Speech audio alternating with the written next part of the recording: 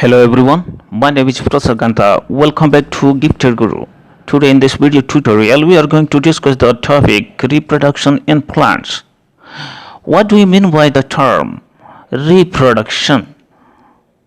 The meaning of the term is the biological process by which new individual organisms are produced from their parents. The biological process by which new individual organisms are produced from their parents is called reproduction.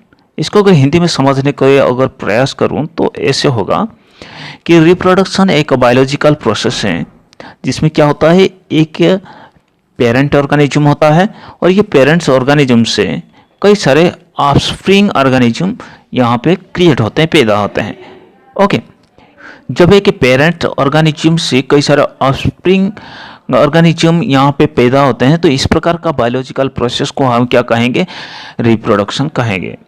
तो यहाँ पे जो plant है ये दो तरीके से reproduce कर सकता है. रिप्रोडक्शन इन प्लांट दो तरीके से हो सकता है. एक तो एसेक्सुअल मोड ऑफ रिप्रोडक्शन है और सेकंड वन है सेक्सुअल मोड ऑफ रिप्रोडक्शन है. ओके, तो आज हम इस वीडियो में चर्चा करने जा रहे हैं एसेक्सुअल मोड ऑफ रिप्रोडक्शन. तो ये एसेक्सुअल मोड ऑफ रिप्रोडक्शन क्या क्या होता है इसके बारे में डिटेल हम अभी चर्चा करेंगे. एसेक्सुअल मोड ऑफ रिप्रोडक्शन की अगर बात करें तो इसमें कई सारे प्रक्रिया आ जाता है, कई सारे मेथड आ जाता है. तो इसमें से नंबर वन मेथड है स्पोर फॉर्मेशन. ये नंबर वन मेथड है.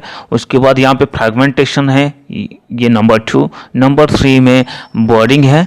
नंबर फोर में वेजिटेटिव रिप्रोडक्शन या फिर वेजिटेटिव प्रोपागेशन है. तो सबसे पहले हम शुरू करेंगे spore formation. Spore formation is the method of asexual reproduction.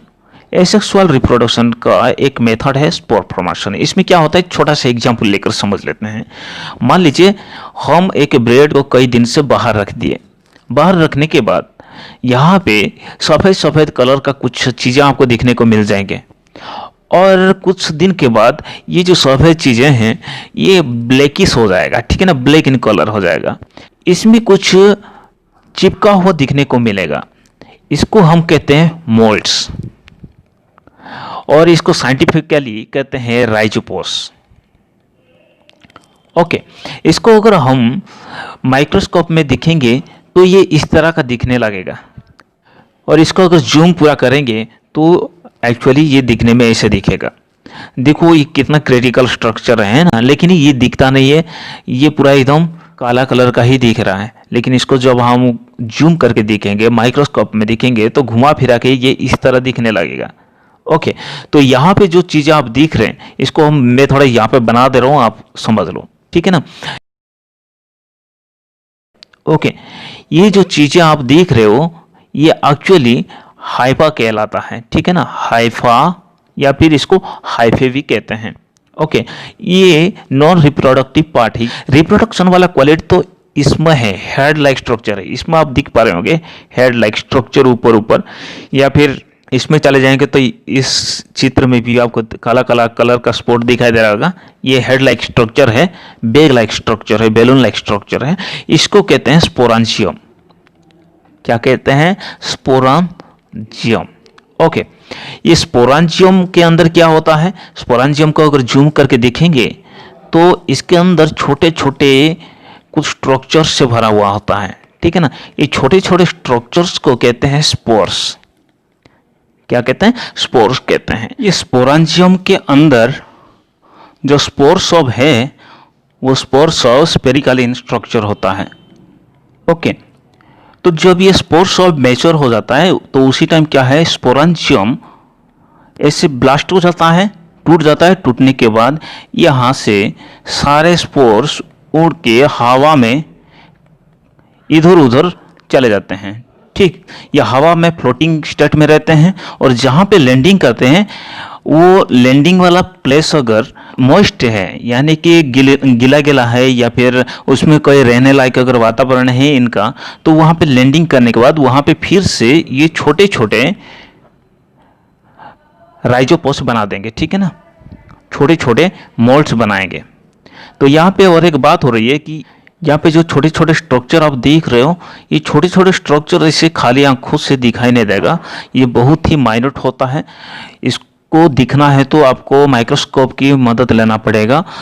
और ये जो स्ट्रक्चर है इसको हम जूम करके अगर देखेंगे तो ये स्फेरिकल इन स्ट्रक्चर होता है, और इसका जो आउटर कवरिंग होता है ना वो बहुत हार्ड होता है। आखिर क्यों ये हार्ड होता है?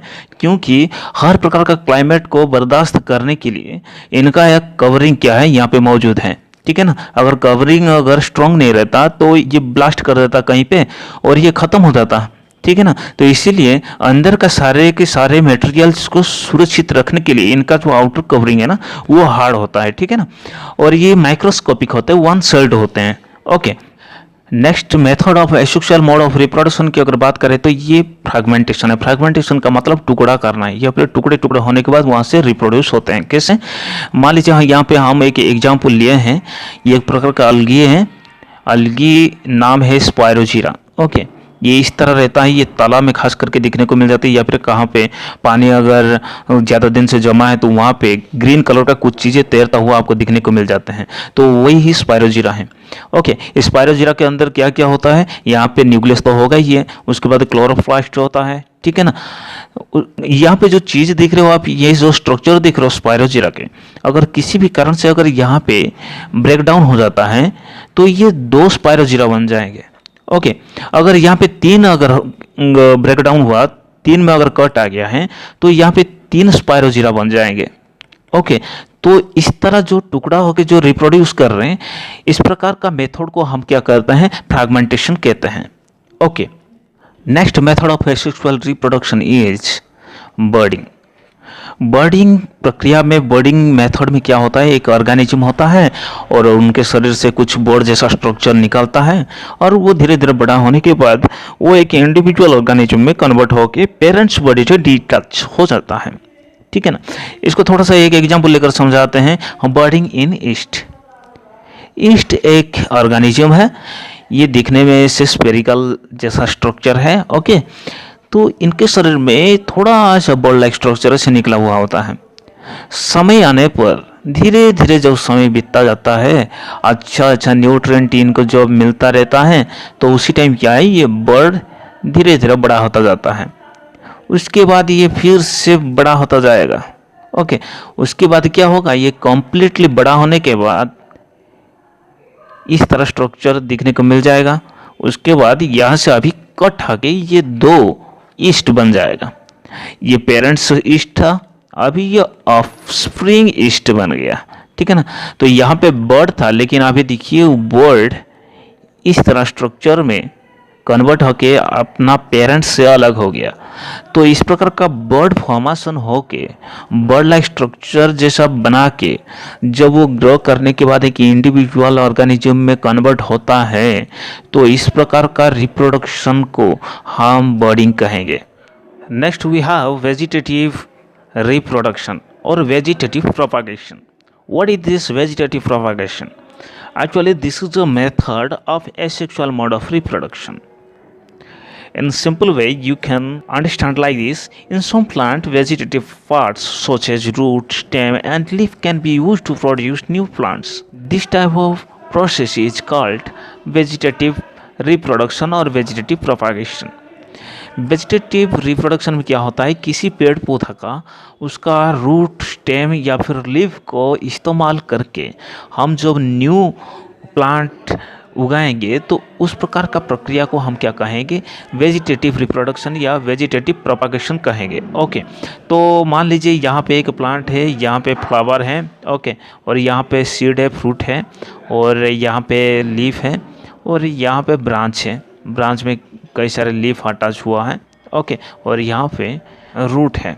ओके, तो अभी इसमें से आप पत्ता का इस्तेमाल करके या फिर कोई ब्रांच या स्टेम को या फिर आप जड़ को इस्तेमाल करके जब एक नया प्लांट, न्यू प्लांट आप उगाएंगे, तो इस प्रकार का प्रक्रिया को हम क्या कहेंगे? वेजिटेटिव रिप्रोडक्शन कहेंगे। ओके, सीड को इस्तेमाल करके नहीं, सीड को इस्तेमाल करके अगर हम नया प्लांट उगा रहे हैं तो ये तो सेक्सुअल मोड ऑफ रिप्रोडक्शन हो गया। सीड को छोड़ के बाकी किसी भी पार्ट को अगर आप इस्तेमाल करके न्यू प्लांट उगा रहे हैं तो इसका मतलब ये हुआ कि वो प्रक्रिया को हम वेजिटेटिव रिप्रोडक्शन कहेंगे। रूट के माध्यम से हम नया प्लांट उगा सकते हैं। कौन सा प्लांट है? एग्जाम्पल यहाँ पे है स्वीट पोटैटो या डालिया। ओके, ऐसे भी कुछ प्लांट्स है जिसका स्टेम को इस्तेमाल करके हम न्यू प्लांट उगा सकते हैं। उसका example potato, ginger and garlic. Ginger means अदरक और लहसुन। यहाँ पे स्वीट पोटैटो की बात हो रही है, यहाँ पे पोटैटो की बात हो रही है, याद रहे, ठीक है ना।